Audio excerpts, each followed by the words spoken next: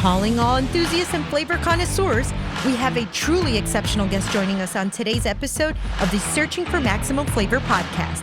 He's not only a master of comedic timing, but also possesses an uncanny ability to savor life's flavors. You might know him from his stand-up comedy, acting, and voice work. But did you also know he's an aficionado when it comes to exploring the culinary world? Now I'm going to place a napkin in your hand. Wait a minute. It's sweet. Please welcome the hilarious and insightful Patton Oswalt. Patton, it's so fantastic to have you on the Searching for Maximum Flavor podcast. Thank you so much for being here. Thank you for having me. I really appreciate it. No, thank you. I learned that you love scotch. Yes. Fancy scotch, though. Oh, boy. I'm serving you a fancy scotch here. Good. Okay. Yeah. Ginger beer and lime. Ginger beer, lime, and what type of scotch are you serving me? Balvenie? Balvenie. Balvenie. There we go. Balvenie 12-year single malt. There's nothing wrong with Balvenie ever. Yeah. Balvenie's great. How did you start drinking this cocktail? Sloppily. There we go. I don't know where I got into scotch. I was somewhere and they're doing a tasting and scotch like wine. Hang on. Has a personality to it, depending on the scotch you're drinking, you can taste. And I love the fact that, again, like a lot of great food, there are contradictory elements to scotch and to wine where you're like, there's asphalt in this. Yeah. But then there's also smoke. There's so just the whole, again, I love taking elements that shouldn't work together and they make them work together somehow. Oh, that's actually really good. It's really good. You describe food so beautifully. I feel like I'm reading like a culinary magazine. Is that something? I mean, storytelling is obviously part of what you do. You know, what brought you to this? I mean, I just like the fact that, you know, when I started stand-up was kind of dying. Like it was on the way out, but I loved it so much that I did it because I kind of have that attitude about things. And a lot of people it's why I like wine making and restaurant. You're not in it to make a ton of money, or you could, but you probably won't. So the people that are doing it truly love what they're doing, and they are trying to reach something else that they can't quite describe. So and even the best food writers, I think, are very open about the truly great meals are the ones you actually can't describe. It's when the food's really good, when all the conversation stops. Absolutely. And the heads are down and you're in it. So when those moments, when they can capture those unspoken moments, there is a thrill to making art in the sand, knowing the sea's going to wash it away, but maybe the memory of the thing you made in someone else will become part of the universe. If we're all made of energy, then aren't those memories part of that energy? And doesn't that make it eternal? Yeah. Doesn't that make that live forever? Even if it's just one sensation. Yep. One sensory input could go out into the universe somehow. I don't know. Oh, and I would say, like, your career, your craft, you're tickling people's senses all the time. I mean, think about it. I mean, memory. I'm and then obviously sound, because that's how you make them laugh. Are there any parallels in the way that you just described, like food writing and an epic meal, into how you craft a joke? Well, I think the best jokes come from the most mundane thing. That's the surprise, is when you start talking about seemingly the most mundane, forgettable thing, and people are watching going, what is this? This isn't and then you surprise them with, there's something actually really hilarious and brilliant here that I didn't see coming. You know, certain comedians like Tom Papa and Maria Bamford and Brian Regan, you almost see like they delight in starting off with the most mundane topics, and then they spin them into high weirdness. And it's really, really fun to watch them do that. And same with, if you talk to any chef, they always talk about what was the meal that made you want to be a chef. In your mind, you're thinking, it's going to be some exotic 7-course, but it's always the simplest thing that they have built on. The stuff that should be forgettable or disposable or just, that's just part. If you can make people stop and go, what the hell? That's amazing. Yeah. What, let's say you're doing one of your most epic stand-ups. Mm-hmm. What? well, okay. I just want to know what caused that reaction, right? What were you laughing at right now? What were you remembering? The biggest, most cosmic laughs come from noticing the non-epic in life. That's what makes people laugh, because everyone out there is searching for the epic moments that they can live their life in. But we have to suffer through a lot of drudging, non-epic moments in our lives. And the best We're comedians— all in that search for maximum flavor and all things in whatever avenue we're in. Yeah, absolutely. Yeah, but the best comedian and the best chef is like, no, the drudgery, non-epic moments actually really matter and can be hilarious and can be really flavorful. Yeah. For all of the epic moments that you enjoy in a great meal come from a lot of drudgery.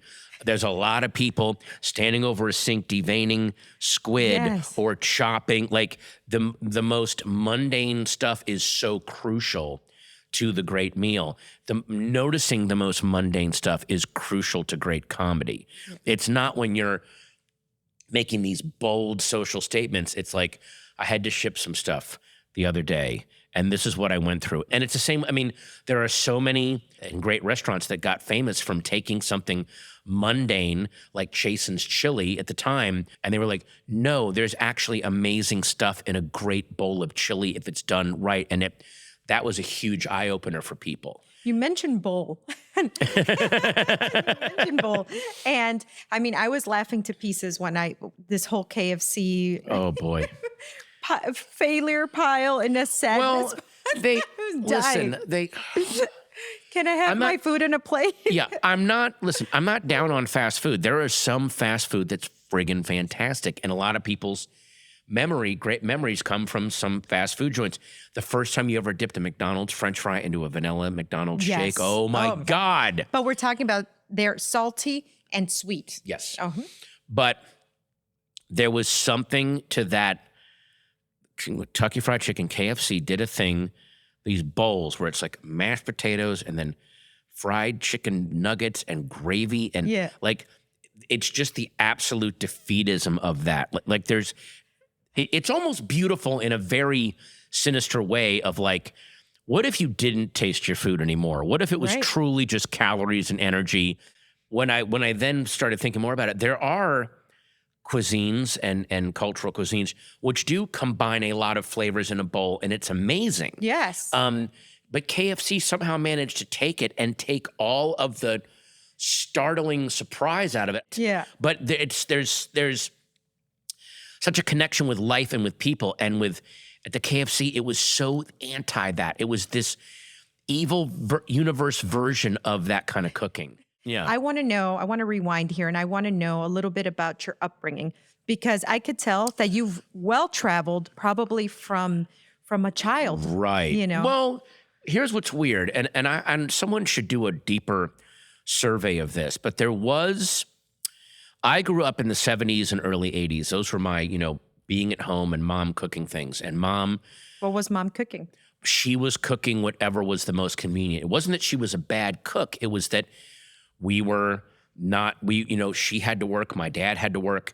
They had limited hours in the day, so they were trying to find the best, healthiest flavors they could, but within a time frame where they could still prepare it. One of my favorite food memories when I was a kid, and I'm sorry, but rice-a-roni, and it's all and all that is a powdered chemical equation, but it was designed to be tasty and filling, and there's something about it that— and again, what's weird is rice-a-roni, Pillsbury, the biscuits that— or Hungry Jack biscuits, or the Kraft macaroni and cheese. All of these, once I got into like really going into restaurants and getting into good food, both high and low, what I realized was I was getting a reverse engineered version of the stuff that I had convenientized for me in the 70s and 80s. That was all cut from— it's almost like when you listen to Nirvana and then someone goes, Nirvana's great, go back and listen to Stiff Little Fingers or Red Cross or the Pixies or Killing Joke, and you'll get the origin of this flavor, where this came from. So it was almost like I got a reverse education on cuisine from what I was served in the 70s and 80s out of convenience and desperation. And I don't know if I don't know what your house was like growing up, but were there, I'm sure you got traditional Cuban food growing up, but I'm sure there were versions of it where your mom's like, this is the easiest way I can do it right now because I got a million things to do and here it is.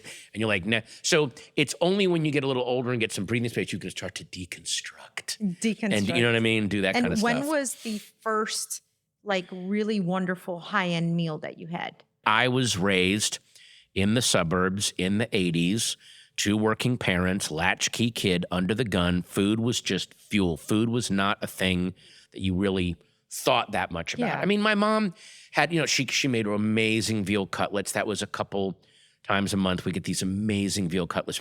My dad made this insane chili that was really, really good. But of course, we were eating it on top of like Uncle Ben's converted rice. Like no flavor, no personality to it, just out of the box, here we go. So but there were still those moments of personality that came through in the food. Right, and they create a core memory. Yes. Oh, my mom still makes a really, really amazing spaghetti sauce that is so, almost to a fault, it goes into the area of tangy, like there's almost too much tomatoes in it. Yeah. But that's what makes it so amazing. It's almost too tangy and it's incredible. And I've always remembered that. So you were part and the voice of a very iconic movie that influenced our industry. Did it? I opened my first restaurant in 2007. That's the year it came out. And that's the year it came out.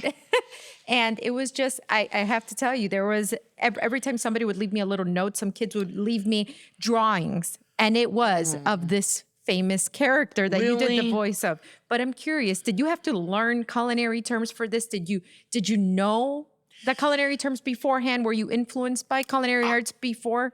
What was weird was I didn't learn culinary arts. From what I learned from Brad Bird and the animators and the producers, what they needed to first learn was the down and dirty of the restaurant business. Yeah. And that's why a lot of chefs, Anthony Bourdain very famously said, ratatouille is the most accurate in terms of how a kitchen runs.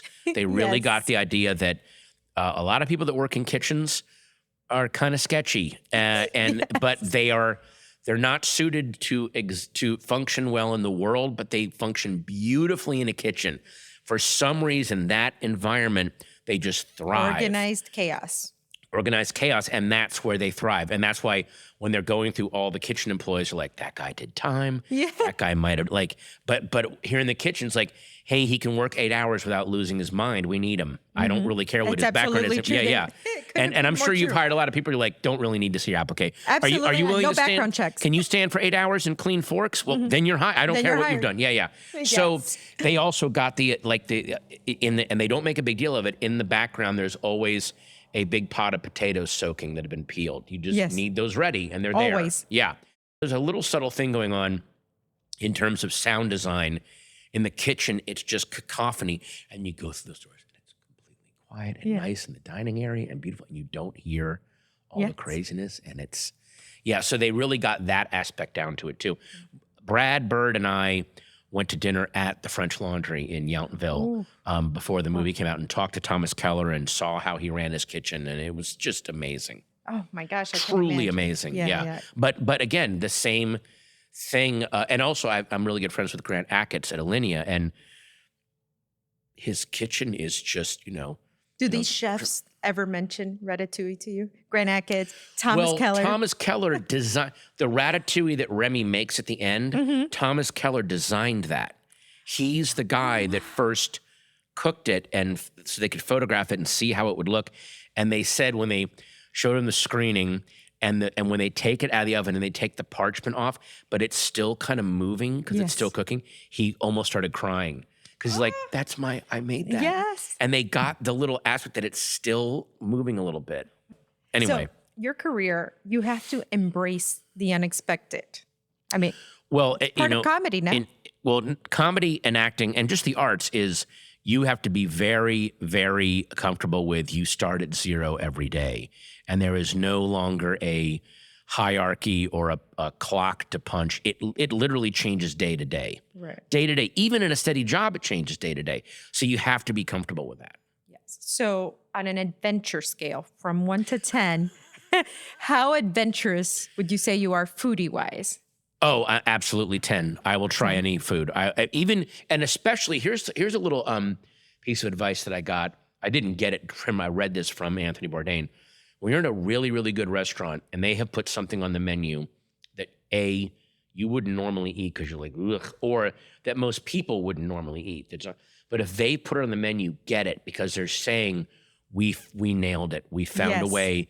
This is a weird thing we're putting on the menu. Get this. It's going to be incredible. And so I've always followed that rule. Speaking of the unexpected and adventures, are you ready to go on a little culinary adventure with me? I'm ready to go to the Copenhagen in my mind. That's great. That's great. So, step number 1 in going on our little culinary adventure is that you have to pick your mask of your liking. Pick my mask. Yeah. One that kind of suits your personality. Not in a pun mood today. Okay. Not in a retro mood today. Well, you were in a 50 Shades of, Well, kind of, yeah. This is brings back memories of summer camp. Oh, you know what? I'm going to be a blue bunny today. Okay. Will you be? Well, you're not going to be blindfolded. No. I'll be. I'm going to be bunny. guiding you through this. Guide me. Okay. Yeah. Put it on now. Yep. It's go time. Hang on. I really want to be. Yeah, you can't see anything, right? Can't cheat. No, hang on. I want to make sure this is really. I don't want this to be like your bit about hiking and just taking a lap around your car. No. This is wow. I can't even. Good. You can't see at all. You can't cheat, Can't right? even see out the bottom. I can't see anything. All right. Perfect. How this is going to work is I'm going to guide you step by step, and by suppressing the sense of sight, all of your other senses will become heightened. Okay. So step by step. I'm like the superhero Daredevil who, even though he lost his sight, his other senses were amplified, and now he fights crime as the man without fear. Please continue. Please place your hands right on the table gently. Perfect. Okay. Now inch your way towards the center until you feel a bowl. Okay. Oh, there it is. There it is. Okay. So you are going to use your right hand to gently graze the top. Nope, you're not grabbing a fork. But that's funny that you knew exactly where the fork was. Well, I felt it. Okay. So, okay. Anyway, here's the bowl. There's the bowl. Now you're going to graze your hand over the top gently. Yep. Okay. Go around. Yep. All right. Perfect. Now I'm going to place a napkin in your hand. God, this is freaky. Okay. Okay. And you're going to wipe that throat. There we go. Mm-hmm. And then you're going to grab that bowl Mm-hmm. and you're going to bring it softly towards your nose to see if any of these aromas are familiar. If you're smelling anything you've smelled before, anything that's recognizable. Yes, I am smelling like a sweet and sour sauce, like a sweet and sour. You're smelling sweet and sour. With okay. a little bit of chili to it. Okay. Wait a minute. Yeah, it's definitely like an Asian influenced. That's what it smells like to me. Maybe my smelling is way off, but that's what I'm smelling. Okay, so now you're going to place that bowl down. Mm-hmm. Now, with your right hand, you're going to grab that fork. Okay, and you're going to try to scoop up. Scoop or stab? Stab and scoop because there's something underneath that you got to get to. Okay, wait a minute. Okay. Ready? Bring that towards your mouth. Careful not to stab yourself. I won't. What are you feeling? What are you tasting? Well, it tastes like kind of dry chicken, and then there's some kind of veggies underneath with a very savory sauce, but that has a sweet and sour taste to it. Okay. Can I take another bite? Yes, of course. There's different ingredients in here. Go It's to the not side. just one or two. Yeah, hang on.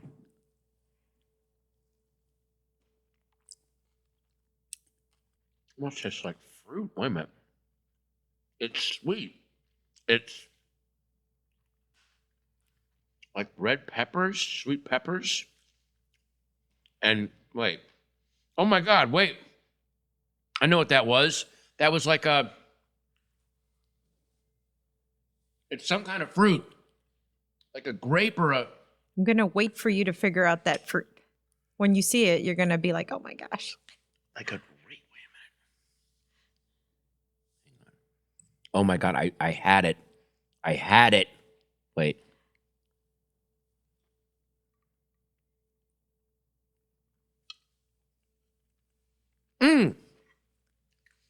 Pineapple. All right. Okay. Take the mask off. Yes. So, yes, you have sweet and sour chicken. So you were right. With the little red peppers. Yeah. So this was inspired by your failure pile and a sadness bowl. I wanted to prove to you that you could make a bowl of exotic, pleasurable. This is not a failure pie. This is amazing. Thank you. Yeah. Because again, the failure pie, it's all becomes a uniform brown. Correct. This is bright orange, bright green. Then you have the pineapple hiding in plain sight. This was actually kind of visually, kind of doesn't look that different from the chicken. Correct. So you don't know when it's coming. You take another bite? Please do. Oh, that's really cool. Hey. Yeah. So you see how you had to like decipher between the sweet and the salty. Yes. And you picked up sweet and sour right away. Right. But then the texture game threw you off with the pineapple. Yeah. And this throws you off because this is sweet and savory at the same time, the red peppers. And but it has a like a fruity texture almost, like the skin of a grape. So that threw me off. The skin of a grape is a great description for bell pepper. The outside of the bell pepper has the and the same snap. It has the same snap. Yep. Exactly. That's it. It has the same snap. Wow. Yeah. How did you feel during your first dish? Pulling on all these other senses when your eyesight is canceled. You're right. It was weird. I got to say the touch was very strange. Yeah. Even though I've eaten this kind of dish a million times, but the wet and springy was not what I was expecting. And that my brain was like, okay, how do I process this? Without the sight, I went in a weird direction. Yeah, and I always like cool. to tell my guests, touch it first, because you're never really touching your food first. That's not the first thing that you do. You look at it first. Yeah. And sound is a factor because the way some of these things sound as you eat them, pineapple, chicken, the pepper, those have a sound. Yes. They have a signature sound. They absolutely do. Are you ready for round 2? Yes. Do I blindfold myself again? Please do. Okay. Wow. All right. What you got next for me, lassie? Is it coming over here? Okay, so we are ready for round 2. Oh, God. Okay. So we're going to place our hands right in front, just like that. We're going to inch our way towards the center until you pick up a bowl. Ooh. Okay. This one's cold. There you go. So touch. There. Already. Okay. So with your right hand. Well, that's weird. When I touch something cold, my mind opens a different file card system of different, like, I'm now going through, like, okay, ice cream, gazpacho. Like, what do I know that's cold? There you go. By the sense of touch. Exactly. Okay. So the first thing we're going to do is use our right hand to touch the very top gently. Okay. Oh, okay. And then wipe off. Yes, wipe off. There you go. Now we're going to grab that same bowl and bring it again towards our nose so we can smell, see if there's any familiar smells there. I don't smell anything. You can get close. You can go about 1 more inch closer. Hang on. Oh, wait a minute. Mm-hmm. Yep, you're real close now.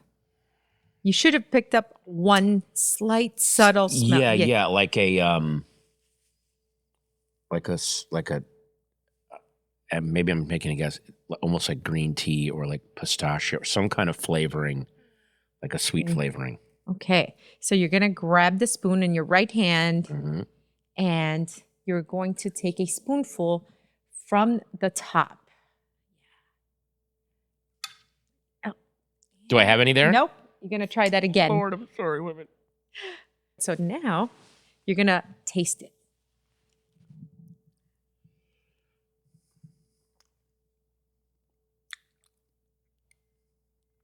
Oh. This is chocolate ice cream.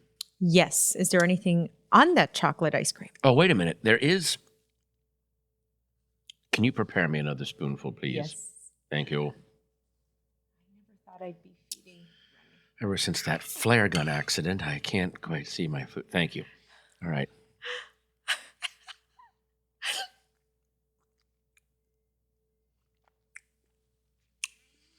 It's chocolate ice cream, but there's salt on it. There's like sea salt. Yes. All right, take the mask off. You have chocolate ice cream with extra virgin olive oil. What? And sea salt. Oh. Yes. The chocolate and salt together were so. The olive oil did not pop. It did not pop. It didn't pop. But you know what it does? It makes the salt pop out just like it would in a salad or a dressing. And it makes a chocolate flavor. That's why you immediately were able to taste that it was chocolate. Oh, yes. Yes. Here's a big thing of the olive oil and salt right there.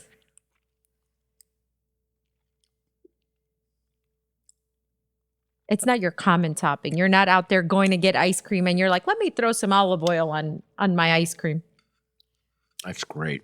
Yeah, it's also great with a glass of wine or scotch. It pairs wonderfully with scotch. Like, especially with a really big red. Yeah. Pairs wonderfully with scotch, you say? Oh, wow. Oh, it does. Mm-hmm. Hell yeah. Thank you. Thank you. So what did you think of dark dining? Would you do it again? Would you do this with your friends? That was really cool. I loved how you were really taking a few bites to try and figure it out. That was so awesome. I had to chase it down. Yeah.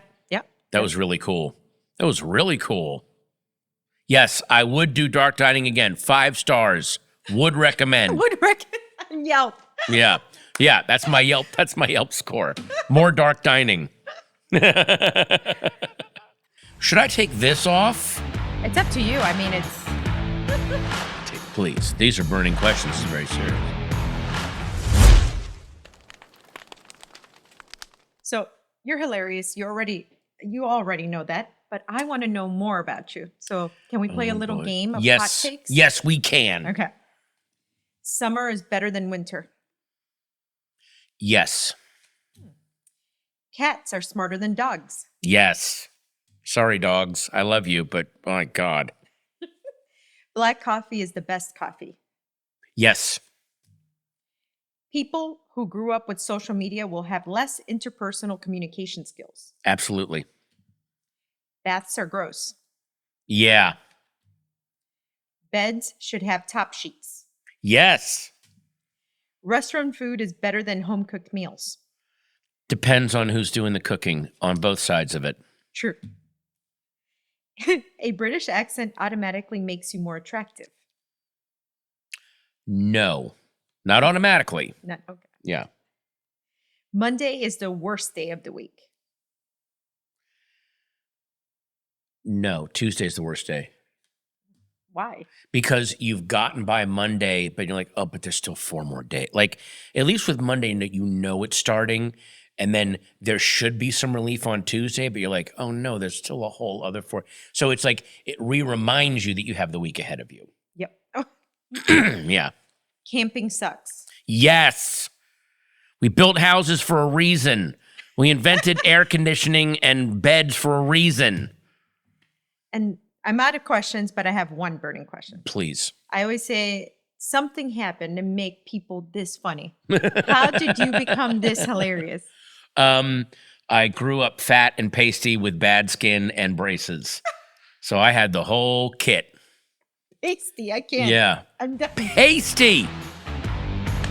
Thank you, comedy.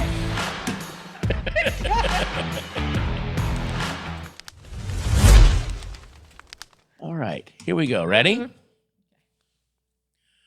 When you hear the word beautiful, what is the first thing that comes to mind? My dogs. That's sweet. What are some nicknames you've had throughout your life? Oof. Not nicknames you gave yourself. Yeah. Other people gave to you. And be honest, even if they're negative. Oof. In middle school, I was called Casper. Pasty Powers, boom. Pasty Powers. Who is the first person you call to share good news with? Oof. My mom. Your mom? Yeah. Oh, that's sweet. Okay, I love asking this of chefs. I'm going to save this for the end, actually. Ready? So here's this one and then the one I want to ask you at the end. Do you sing in the car? What about in the shower? I don't. I'm not a car singer or a shower singer. Really? No. But you listen to music in the car? Absolutely. Okay, but you don't sing? And in the shower. Oh, you listen to music in the shower? Yeah. Nice, okay. Love asking this of chefs. Think of all the stuff that you do in your job all day, but at the end of the day, when you're home alone, what is your comfort food? Taco Bell. Really? It's Taco Bell. Yeah. You'll admit that you're a chef, but you will go eat Taco Bell. Yes, we're around our food all day long, and then at the end of the day, oftentimes you don't really eat all day and then you're like starving and you want that really satisfying, like, I don't know, there's something about it. That's awesome. Yeah. Okay. All right. Well, this has been fascinating. Join me next week when my guest will be Gore Vidal, Secretary of... I'm sorry. No, I'm not the host. Thank you. Patton, you have been such a blast. Oh, thank you. I mean, I've had such a great time. If I want to follow you, get tickets to anything, where do I go?